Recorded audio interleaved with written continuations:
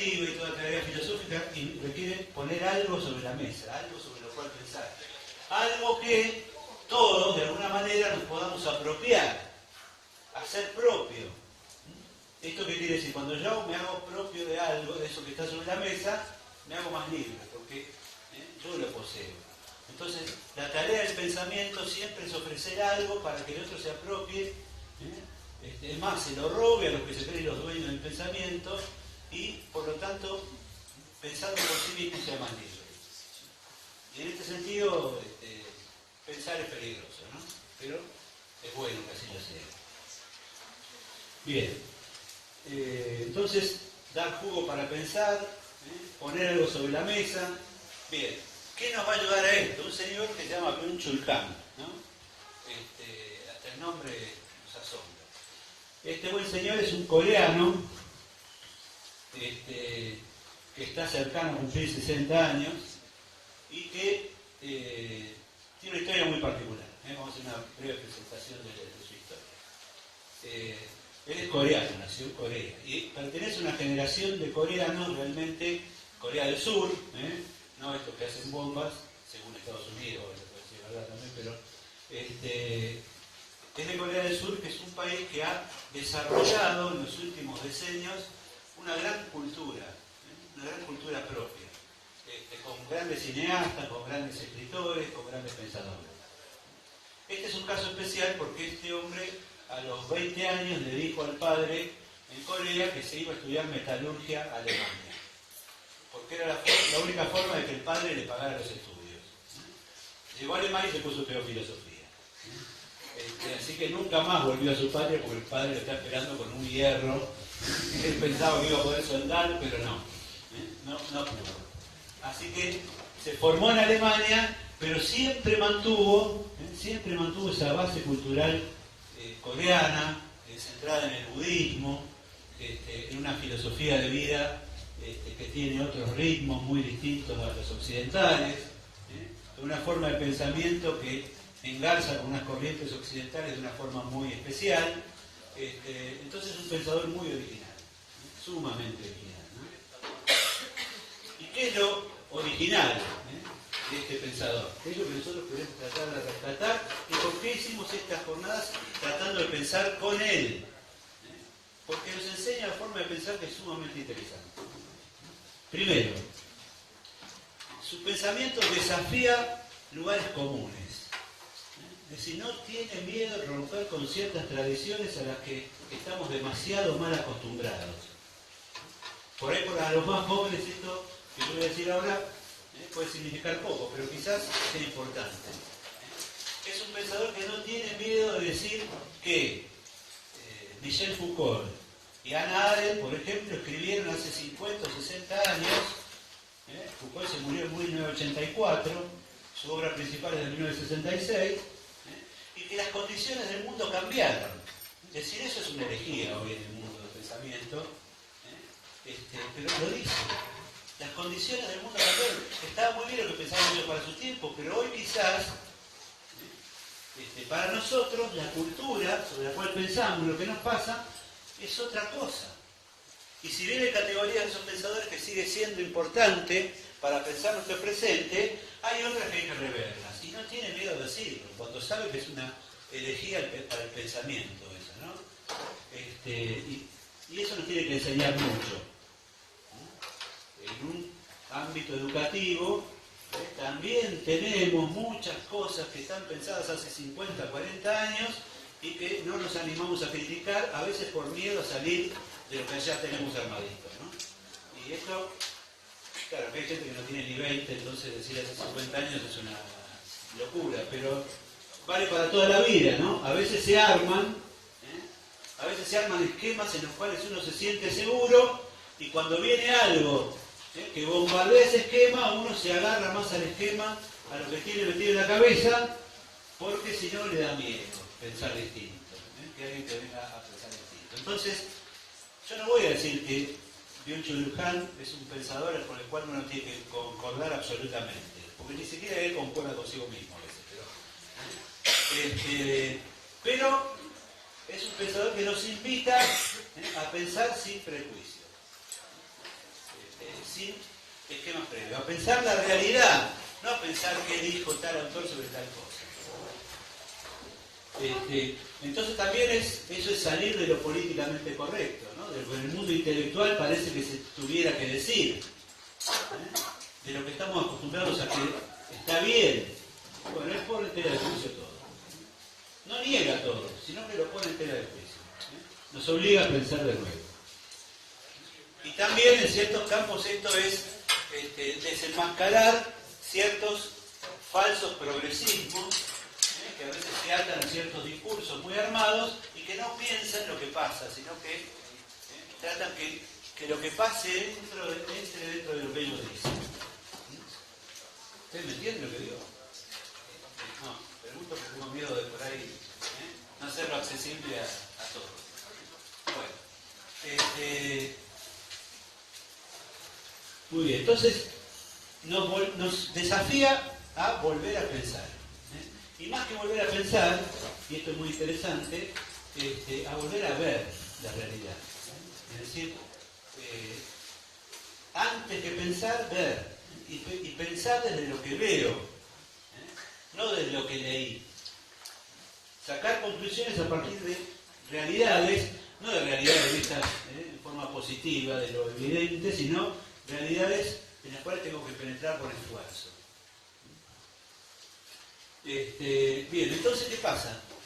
Es una invitación que nos remite a un pensamiento del apóstol San Pablo, que yo siempre recojo, que es, dice, la mayoría de las traducciones dice examinarlo todo y quedarse con lo bueno. En algún texto lo dice de una forma que a mí me gusta más, que es considerarlo todo y quedarse con lo bueno.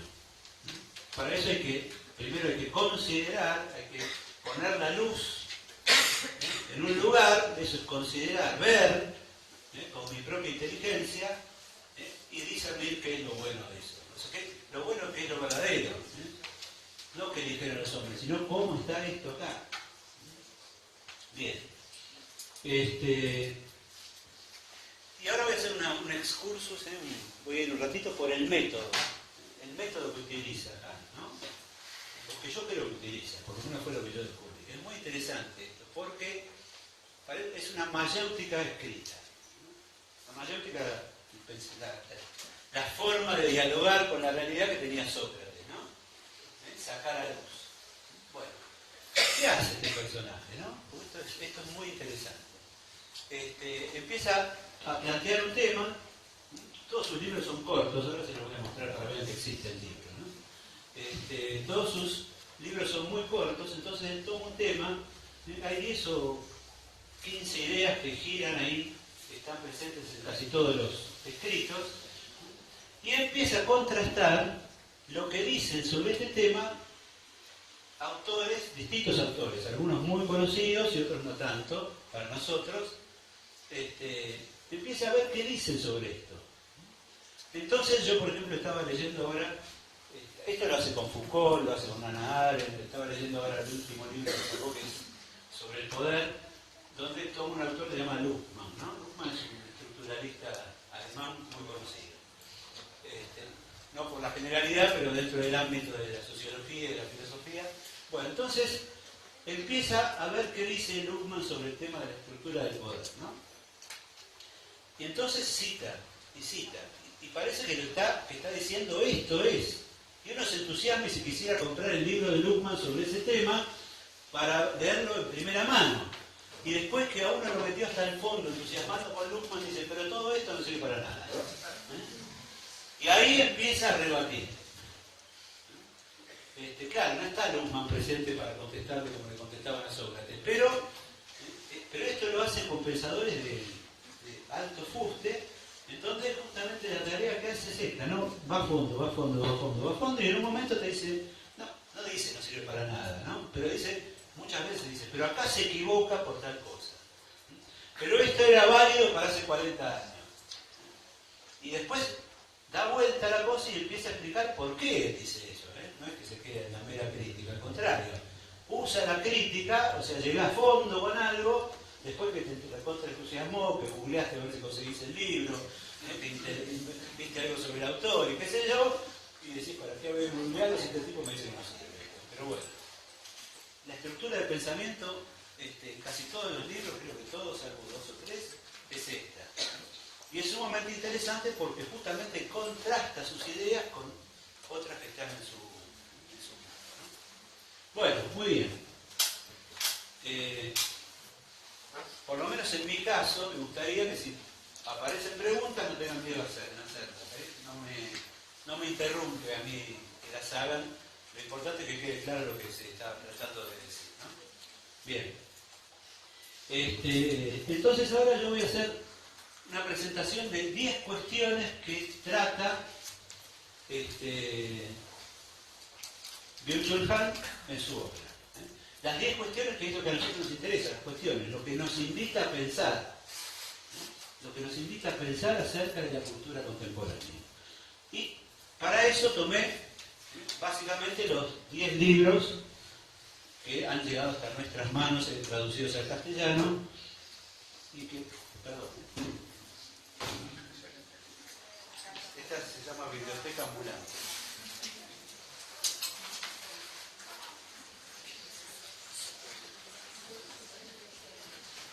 Bueno, esto se llama libro. Es un soporte de la época de las cavernas que existe todavía. Y es bueno, yo los traje a propósito para mostrarlos, porque pareciera que en el mundo digital tienden a desaparecer las cosas, ¿no? Y no, siguen existiendo. Es más, cuando yo estudiaba acá en el profesorado y después en la universidad, cuando uno terminaba la carrera, por recomendaciones de los profesores y lo que uno iba viendo, se iba comprando libros y tenía en su casa una pequeña biblioteca, ¿no? Hoy cuando termina la carrera consigue tener una pequeña fotocopioteca. Y ahora, como vamos, más bien algún archivo por materia con los textos digitalizados, ¿no? Bueno, pero el libro existe, todavía existe. Entonces yo lo traje para que lo vean. Acá está. Byung-Chul Han tiene una gran virtud, son todos chiquitos los libros. Es decir, toda la obra de Byung-Chul Han en castellano es Los hermanos Karamazov de Dostoyevsky. Más o menos. Si uno lee Los hermanos Karamazov de Dostoyevsky, creo que pierde, no pierde, gana mucho. Pero le lleva más tiempo que leer toda la obra de este pensador, ¿no? Bueno, entonces, cada cuestión, cada una es muy cortita, yo voy a presentar lo esencial, después los profesores en las otras conferencias van a presentar algunas ideas más detalladas de algunos de estos temas y después queda abierta al interés de ustedes, ¿no? Tampoco esto es la feria del libro, yo no les vine a vender los libros, ¿no? Estos son los míos, porque no te los voy a vender, están todos marcados. Tampoco es la idea promocional, sino bueno, saber que hay gente que está pensando estas cosas, y que invita a que nosotros también pensemos. Bueno, 10 cuestiones, una por cada libro. El primer libro se llama La agonía de Eros. Este es el orden en que yo lo fui leyendo, así que por eso lo presento así. Y este fue bárbaro porque era re cortito, tenía como 79 páginas. ¿Estás vendiendo para el bolsillo de la dama? Sí, más o menos. Bueno, no importa, vamos a la idea. Bueno, él plantea Eros, es el afecto verdadero, el verdadero amor. Y él dice que Eros está muriendo porque lo que está muriendo es el otro. Es decir, ¿qué quiere decir esto? Las relaciones entre personas dejan de ser relaciones entre personas y pasan a ser nada más que relaciones con uno mismo. Eso se llama narcisismo. Es decir, vivo yo solo. Yo no me voy a meter acá con lo mediático porque después me viene como si fuera un troglodita. Trato de no serlo, pero el paradigma de eso es la selfie, ¿no? Yo me saco, hasta la foto me la saco yo a mí mismo. Entonces, eso es, el narcisismo es la negación del otro. Y cuando no hay otro, no hay amor. Entonces, ¿se entiende esto? Es decir, si no amo a otro, ¿a quién amo? solo a mí mismo, y no hay. Es decir, el concepto de autoerotismo es un concepto que habla de lo físico, pero no de la dimensión espiritual del amor. Entonces, ¿qué pasa? Dice, la agonía de Eros se produce por la ausencia de otro, por el narcisismo, por lo que él llama el infierno de lo igual, ¿no? Todo se achata para que todo sea igual y para que todos seamos igual, y para que el cuerpo y el espíritu se transformen en objeto de consumo. Su crítica a la sociedad de consumo y al capitalismo es feroz, pero muy serena, muy simple. Bien, si el amor se transforma en objeto de consumo, él dice que hay pornografía y no es. Y hay autoerotismo, ¿no? Bien, segundo tema, no sé si está por aquí. La salvación de lo bello. En vez de pasar Filmina, yo le paso la tapa del libro, ¿no? Bueno, Filmina, PowerPoint. Ahí me bendiga, ¿no? Me bendiga. También hay Filmina, no sé. Bueno. Es muy interesante acá porque dice, la belleza ha sido reemplazada por lo terso y lo pulido, es decir, por lo suave. Entonces, ahí él trabaja con dos conceptos que son elementales en toda la obra, que nos obligan también a pensar, ¿no? Que es lo positivo. Positivo es todo aquello que es fácil, que no produce obstáculos, que no genera inconvenientes, y la negatividad, esto lo saca de Hegel, pero lo aplica de una forma muy especial, la negatividad, que es todo lo que opone resistencia. Entonces dice, el espíritu crece cuando las cosas son difíciles, cuando son negativas, o sea, nos ofrecen resistencia. ¿Quién necesita que las cosas no ofrezcan resistencia, que no nos resulten difíciles? Otra vez, la sociedad de consumo, que necesita que todo sea fácil, suave, terso, superficial y rápido. ¿Para qué? Para que no tengamos obstáculos en consumir, ¿no? Facilitar esto. Muy bien, entonces, dice, la belleza, él está hablando de la belleza acá, la verdadera belleza duele. Es decir, no es fácil.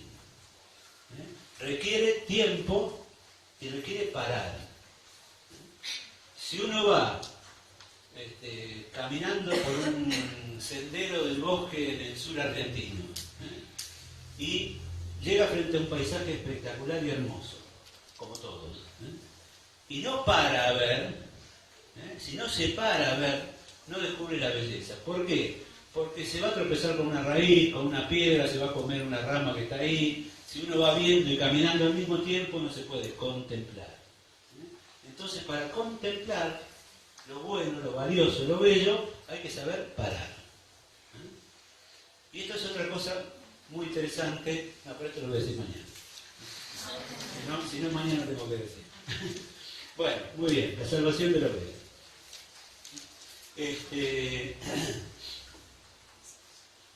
Dice una cosa muy interesante acá, el arte no se lleva bien con el capitalismo, el verdadero arte, ¿no? Porque el capitalismo lo convierte en objeto de consumo.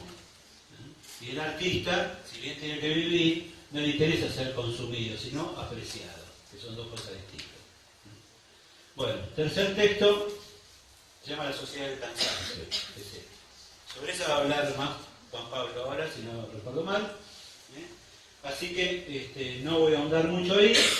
Acá es donde discute con Foucault.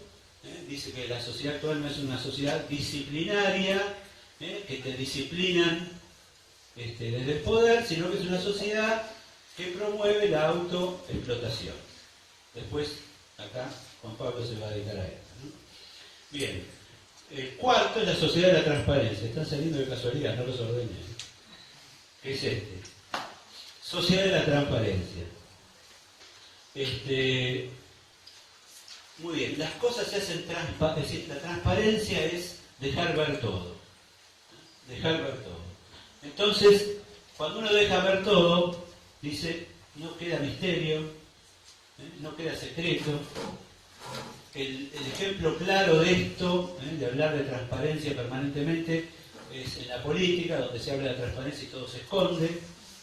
Es una trampa esto de la transparencia. También en los reality shows, donde todo está expuesto, donde todo es mirado, donde pareciera que nada queda escondido y en el fondo está todo guionado. Entonces, él dice la transparencia como postulado para la vida social es una coacción sistémica. Quiere decir, todos tenemos que estar expuestos para que todos nos vean, nos llevan a esto, las redes sociales son una forma de exposición, de transparencia, nos llevan a esto y después nos atrapan con esto.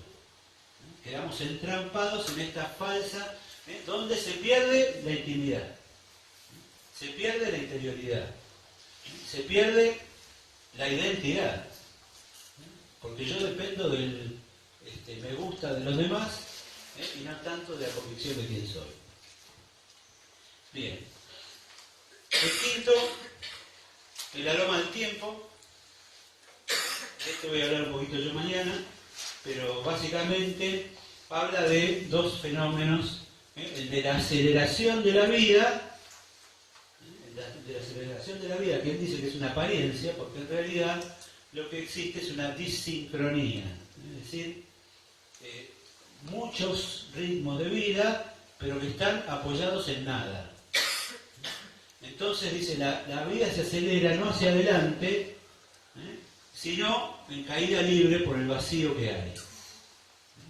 O sea, cuando no hay nada abajo me caigo y me voy acelerando cada vez más. La sensación de que la vida se acelera no es una sensación lineal. ¿Por qué? Porque abajo no hay piso. En realidad la sensación de aceleración de la vida es porque me voy cayendo en el vacío. Es muy profundo. Frente a esto, él propone un antídoto, pero eso hablamos mañana. Muy bien. El texto siguiente se llama El enjambre, que creo que es el más fácilmente legible de sus libros, y habla del enjambre es el mundo digital. Dice, no existe, es decir, él cuestiona la existencia del concepto de clase social, el concepto de masa, el concepto de multitud, que es un concepto que elaboran unos italianos, Negri y Hart. Es un libro que tuvo mucha repercusión a principios del siglo XXI, perdón. Y él habla de que la nueva forma de convivencia humana es el enjambre. Pero ¿qué pasa? En el enjambre digital, se uniformiza la vida. Y hay, ¿ustedes saben lo que es un enjambre? ¿Qué es? ¿Qué es enjambre? Conjunto. ¿Alguna vez se acercaron a un enjambre nutrido de abejas o tienen una idea de lo que pasa? ¿Qué pasa? ¿Qué escuchan? Un zumbido, ¿no? Bien. Él habla, Byung-Chul Han nos dice que el enjambre produce mucho ruido. Es más, si ustedes escuchan un zumbido de abeja muy fuerte, ¿cuál es la reacción personal frente a eso? Más bien salgamos corriendo, o por lo menos nos vamos despacito por algún costado porque eso es peligroso. Bueno, algo así está planteando. El enjambre es el ruido que genera el mundo digital, pero que no dice nada. No dice nada. ¿Sí? ¿Se entiende? Es mucho ruido y pocas nueces. Es viejo esto, pero mucho ruido, mucho sonido, mucho intercambio, mucha conversación, mucho, y al final queda poco. Entonces, casi termina el libro diciendo, el misterio, lo difícil, pero lo importante, ama el silencio. Ama el silencio. Justo cuando estaba leyendo esto, por segunda vez, leí un articulito por ahí que decía el 4 de marzo, el primer viernes de marzo en realidad, es el Día Mundial de la Desconexión, ¿no? Es decir, de abstinencia informática, decíamos, o mediática. Entonces hay un movimiento a nivel mundial que está diciendo apaguemos todos los aparatos 24 horas. Suerte que son 24, porque si fueran 48 yo creo que se produce un suicidio universal, ¿no? Porque nadie puede despegarse hoy de la aparatología. Pero el misterio requiere el silencio. Volvemos mañana sobre esto. Muy bien. El séptimo es topología de la violencia.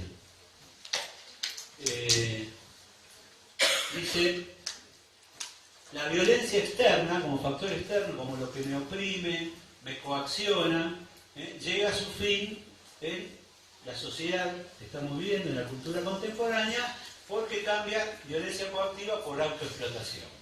Sobre esto vuelve Juan Pablo ahora. Entonces, la violencia genera, o se genera por falta de calma, dice, bueno, después vamos a comentar alguna cosita más de acá, ¿no? Entonces, el hombre contemporáneo invita al hombre contemporáneo, a nosotros nos invita a poder decir que no a la desmesura de lo igual. El mundo está compuesto de jerarquías, no de jerarquías sociales, ¿no? De jerarquías estructurales de la realidad. Y dice a la hiperacumulación, a la hiperinformación y a la hipercomunicación. No dice a la información, a la comunicación, dice a la hiper, al exceso, al falso exceso, porque cuando hay mucho, satura, y la saturación lleva a la muerte. En cualquier proceso el exceso produce saturación, y la saturación lleva a la muerte. Entonces, es decir, produce la disolución. Entonces, esto es más viejo que tiene 2500 años, ¿no? La justa medida es la virtud, los excesos y la falta son el defecto, ¿no?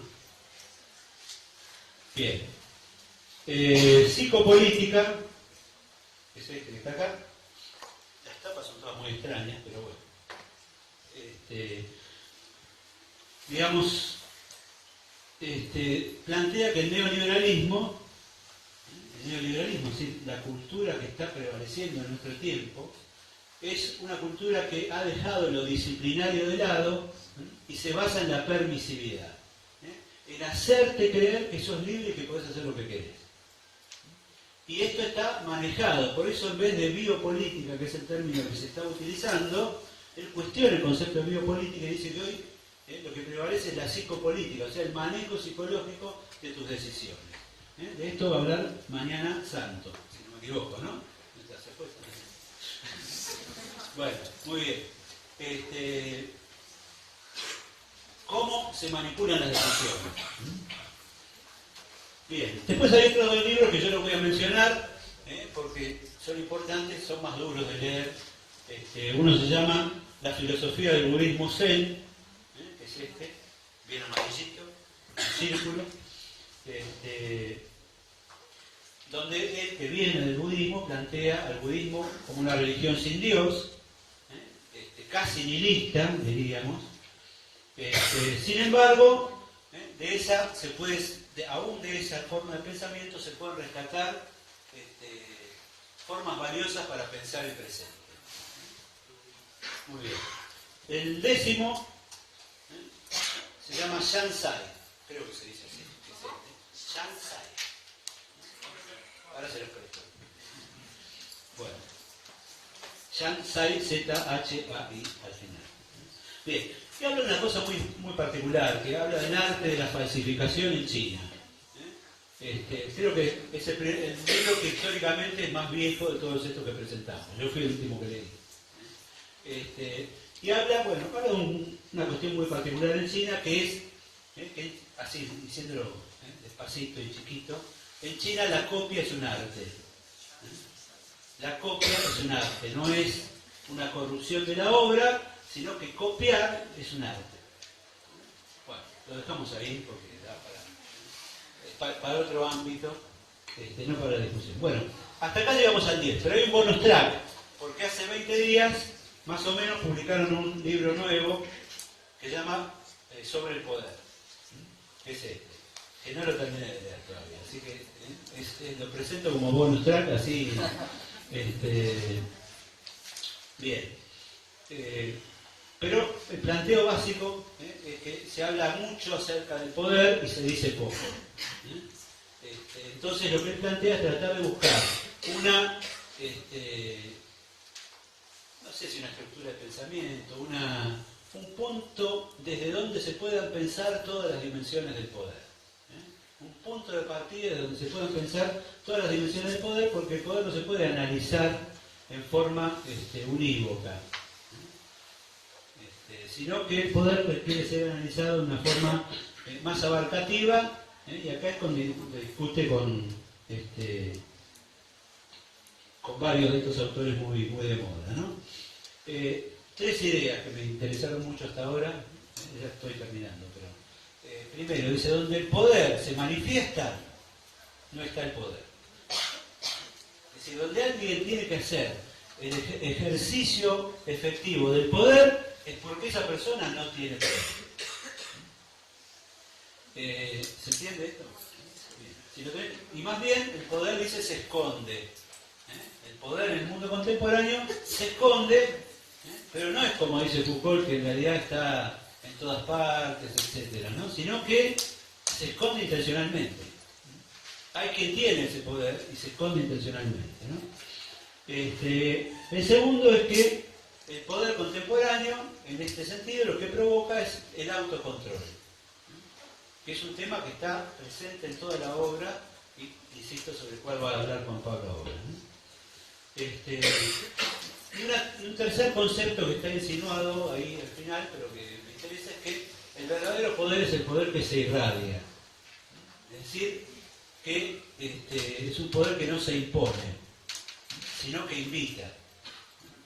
Él no lo dice esto, pero en griego esto es exousia, ¿no? Es decir, el poder que surge de lo que uno es. Entonces, la verdadera autoridad y el verdadero poder no es algo que se impone, no es algo que te obliga, sino es algo que te invita. Y esa invitación surge del ser y no del hacer.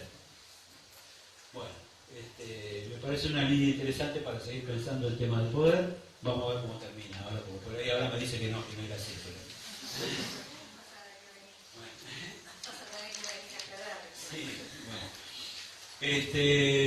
Bueno, muy bien.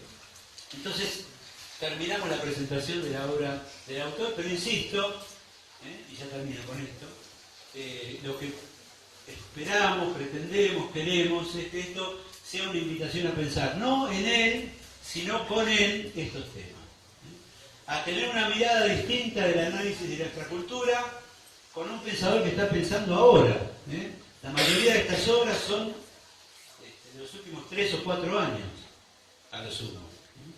Entonces, está pensando en nuestro tiempo, lo está pensando sin prejuicios, con una mirada abierta y sobre todo con algunas señas o algunos antídotos para responder a esta situación en la que nos toca vivir, que no juzga, esto es lo interesante, en algunos casos sí juzga, pero analiza, ve, no está haciendo un juicio moral, esto está mal, dice, esto pasa, y esto que pasa lleva a otras cosas que también pasan, tiene consecuencias. Bien, y estas consecuencias no siempre son buenas para el ser humano. Sobre todo porque esas consecuencias están manipuladas por una realidad que es el capitalismo o el neoliberalismo. Quería terminar con una cosa, si lo encuentro. Dos ideas que me llaman la atención, ¿no? Una dice, uno se somete al entramado de poder consumiendo y comunicándose, incluso haciendo clic en el botón me gusta. No impone, seduce, es un poder amable. De esto va a hablar mañana, si no me equivoco, Santo.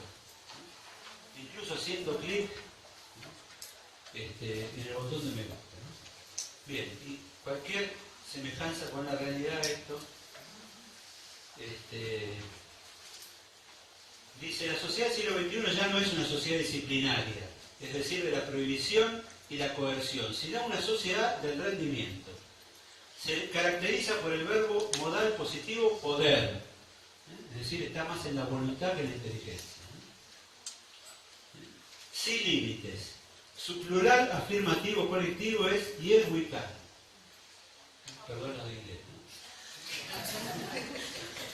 Que traducido quiere decir sí podemos. Expresa precisamente su carácter de positividad, es decir, todo es posible, dice. Si a mí me plantean que todo es posible, y me lo creo, a veces bajo la guardia. Bien, eso es la positividad, creer que si yo hago el esfuerzo, todo es posible, y ahora les va a contar Juan Pablo qué pasa cuando uno hace eso.